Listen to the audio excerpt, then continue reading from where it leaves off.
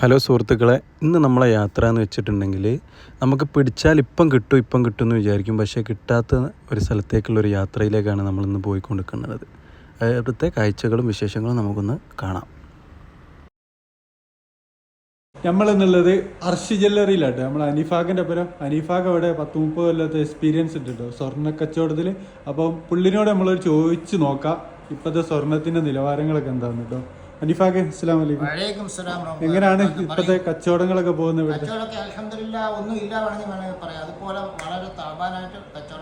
സ്വർണത്തിന്റെ വില എങ്ങനെ കൂടുന്നുണ്ട്?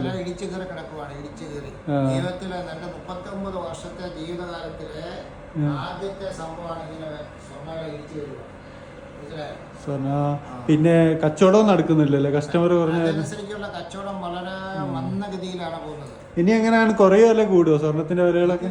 ഒന്നും പറയാൻ പറ്റില്ല.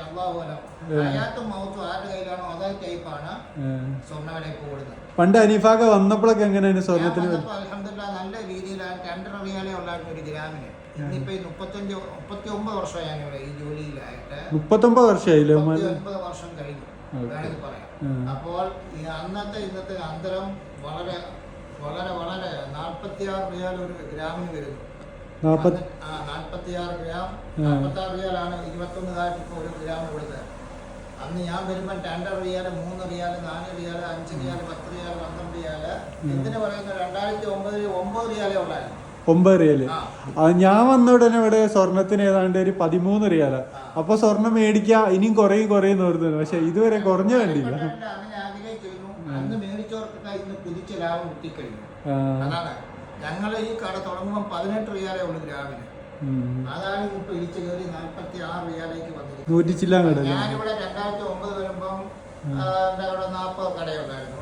2093 ഇവിടെ 6 കടയുണ്ടായിരുന്നു. അനീഫാഖിന്റെ അടുത്ത് കൂടുതൽ വെള്ളി കളക്ഷൻ ഒരുപാടുണ്ട് കേട്ടോ. വെള്ളിയുണ്ട്, സ്വർണ്ണമുണ്ട്. പിന്നെ സ്വർണ്ണം ഞങ്ങൾ കൂടുതലും ഓർഡർ അനുസരിച്ച് ചെയ്ത് കൊടുക്കും. ഓർഡർ അനുസരിച്ച് ആർക്കെങ്കിലും താല്പര്യം ഉണ്ട് ഇവിടെ വന്നാൽ മതി. നമ്മളെ വീഡിയോ കണ്ടോലാണെന്ന് പറഞ്ഞാൽ അനീഫാഖ് ഒന്നും കൂടി ഡിസ്കൗണ്ട് ഒക്കെ ചെയ്തു തരും കേട്ടോ. അല്ല അനീഫാഖ്?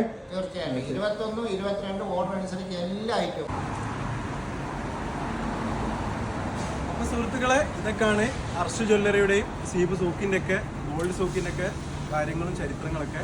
വീണ്ടും പുതിയൊരു കഥകളുമായിട്ട് നമ്മൾ വീണ്ടും വരുന്നതായിരിക്കും. ഓക്കെ, അസ്സലാമു അലൈക്കും എല്ലാവരും.